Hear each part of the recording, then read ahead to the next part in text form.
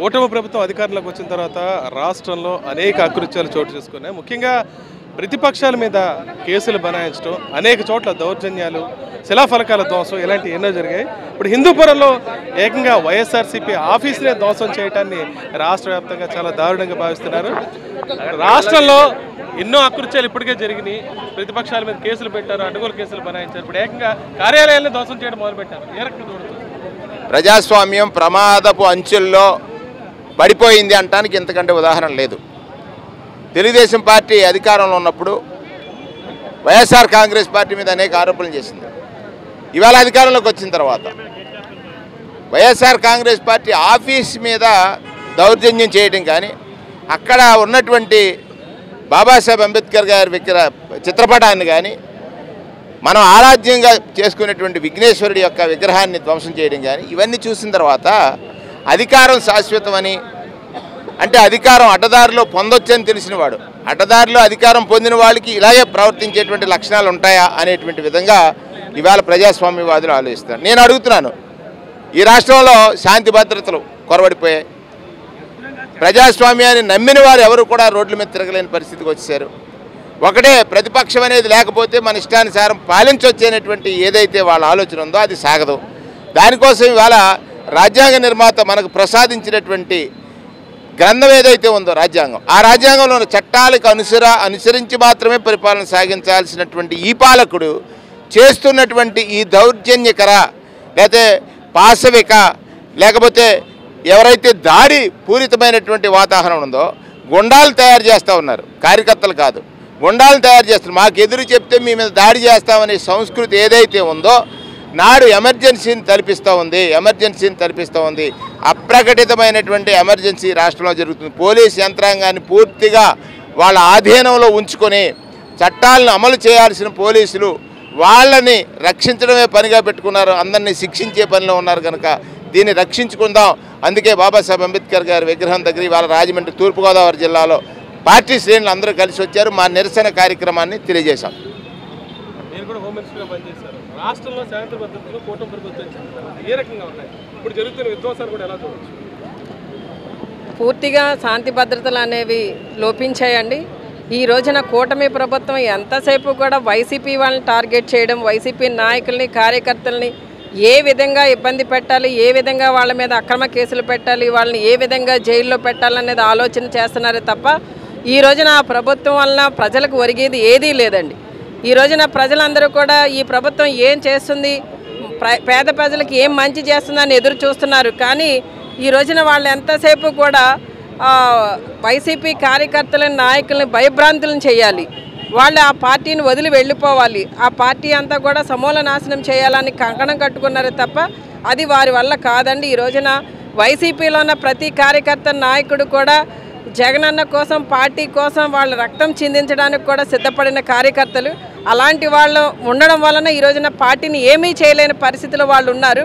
అయితే ఈ రోజున వాళ్ళు ఎంతకు తెగించారంటే కార్యకర్తలని, నాయకులు, మాజీ మంత్రులు, మాజీ శాసనసభ్యులు అందరి వంతు అయిపోయిందండి. ఇంకా కార్యాలయాల మీద దాడి చేయడం మొదలుపెట్టారు. ఏదో రకంగా ఈ రోజున వాళ్ళని ఇబ్బంది పెట్టాలి. అంటే ఈ రోజున ఈ రాష్ట్రంలో ప్రజాస్వామ్యం అనేది ఉందా లేదా అనేది ప్రజలందరూ కూడా ఆలోచించవలసిన పరిస్థితిలోకి వాళ్ళు ప్రజలను నెట్టేశారు. అంటే స్వయంగా హిందూపురం చంద్రబాబు నాయుడు గారు ముఖ్యమంత్రిగా ఉన్న చంద్రబాబు నాయుడు గారి యొక్క బావమరిది ఎమ్మెల్యేగా ఉన్న నియోజకవర్గంలో కూడా ఈ రోజున వైసీపీ కార్యాలయం మీద దాడి జరిగిందంటే వాళ్ళు ఎంతగా దిగజారిపోయారన్నది ఆలోచన చేయాలండి. ఈ రోజున నిజంగా మేమంతా ముక్త కంఠంతో వైసీపీ నాయకులు అందరం కూడా ఈ దాడిని ఖండిస్తున్నాం.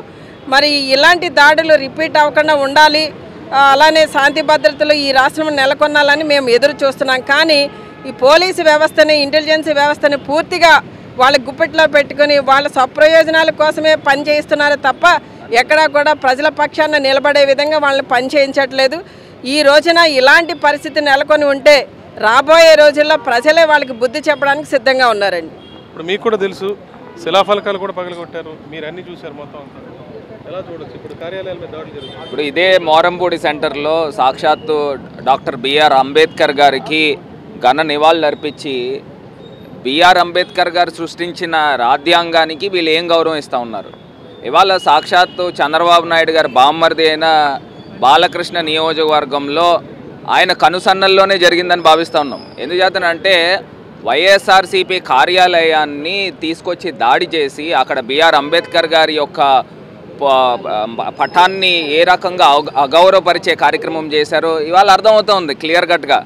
ఇప్పుడు ఈ కూటమి ప్రభుత్వంలో వైఎస్ఆర్ కాంగ్రెస్ పార్టీ శ్రేణులందరినీ కూడా భయభ్రాంతులను గురి చేస్తే వీళ్ళెవరూ కూడా ప్రజల పక్షాన్ని నుంచుని పోరాటం చేయరు అనే ఉద్దేశంలో కేసుల మీద కేసులు పెడతా ఉన్నారు. ఇదే రాజమండ్రిలో మా కార్యకర్తలు అందరిపైన కేసులు ఉన్నాయి, ఒక్కళ్ళ కార్యకర్త మీద కూడా కేసు లేకుండా లేదు. అంటే ఇవాళ ప్రజాస్వామ్యంలో నిరసన ప్రకటన చేస్తే కేసులు కడతారా? ఇప్పుడు మేము ఇక్కడ మోరంపూడి సెంటర్లో ఉండి నిరసన చేస్తూ ఉన్నామండి, ఇక్కడ కూడా కేసులు కట్టండి. ఇక్కడ ఒక 200 మంది 300 మంది ఉన్నాము, మా అందరిపైన కూడా కేసులు కట్టండి. ఇంక ఇదే పనిగా పెట్టుకుని ఇవాళ కార్యక్రమం చేస్తూ ఉన్నారు. ఎట్టి పరిస్థితుల్లో ప్రజాస్వామ్యంలో ఇది మంచి పద్ధతి కాదని చంద్రబాబు నాయుడు గారికి హితవు పలుకుతూ ఉన్నాము. ముఖ్యంగా హిందూపూర్ వైఎస్ఆర్ కాంగ్రెస్ పార్టీ ఒక మహిళా నాయకురాలు దీపిక గారిని ఏ రకంగా అగౌరవపరిచే విధంగా చేశారో ఒకటే అంశం చెప్తున్నా. ఎందుకు చంద్రబాబు నాయుడు గారు కానీ పవన్ కళ్యాణ్ గారు కానీ లోకేష్ కానీ ఎందుకు స్పందించలేదు? కనీసం బాలకృష్ణ అయినా స్పందించాలి కదా. ఇది జరిగింది ఖండిస్తూ ఉన్నాము, ఈ రకమైన ఘటనలు జరగకుండా చూస్తాము, చేసిన వాళ్ళపైన కేసులు కడతామని కనీసం ఎవరైనా స్టేట్మెంట్ ఇచ్చారా? చేయలేదు. ఇవాళ ప్రజాస్వామ్యం ఎక్కడ ఉందండి? వరుసగా జరుగుతున్న సంఘటనలన్నీ చూస్తున్నారు, కేసులు ఎలాగో పెట్టారు, అక్రమాలు చేశారు, అన్యాయాలు జరుగుతున్నాయి. ఇప్పుడు ఏకంగా కార్యాలయాల మీద దాడులు మొదలెట్టారు. అంటే ఈ సంవత్సరంన్నర కాలంలో వాళ్ళు చేసిన పరిపాలన ఏం లేదు. ప్రతిపక్షాల మీద విరుచుకుపడడం, వాళ్ళందరి మీద కష్ట సాధింపు చర్యలు, ఇసుక అమ్ముకోవడం, మద్యాన్ని అమ్ముకోవడం, బెల్ట్ షాపులు అండ్ వ్యాపారం, గవర్నమెంట్ మెడికల్ కాలేజీ ప్రైవేటీకరణ చేసేయడం, ఇదే పని తప్ప వారికి ప్రజల సంక్షేమం కానీ అభివృద్ధి కానీ ఏ కోసాన వాళ్ళకి లేదు. పరిపాలన గాలికి వదిలేసి ఇలాంటి అరాచరిక కార్యక్రమాలన్నీ చేపడుతున్నారు. రానున్న రోజుల్లో వాళ్ళు తగిన మూల్యం చెల్లిస్తారు. కలకాలం ఎవరు అధికారంలో ఉండే పరిస్థితి లేదు ఏ పార్టీ కూడా. ఖచ్చితంగా ప్రజలు ఇప్పుడు జరిగినవన్నీ గమనిస్తున్నారు. ఏదైతే హిందూపురంలో వైఎస్ఆర్సీపీ కార్యాలయం మీద దాడి జరిగిందో ముక్త కంఠంతో వీళ్ళంతా ఖండిస్తున్నారు. రాజమండ్రి మోరంపూడి జంక్షన్లో అంబేద్కర్ విగ్రహం దగ్గర నిరసన కూడా పూర్తి స్థాయిలో వ్యక్తం చేస్తున్నారు. భవిష్యత్తులో ఖచ్చితంగా ప్రజలే బుద్ధి చెప్తారని నాయకులు చెప్తున్నారు.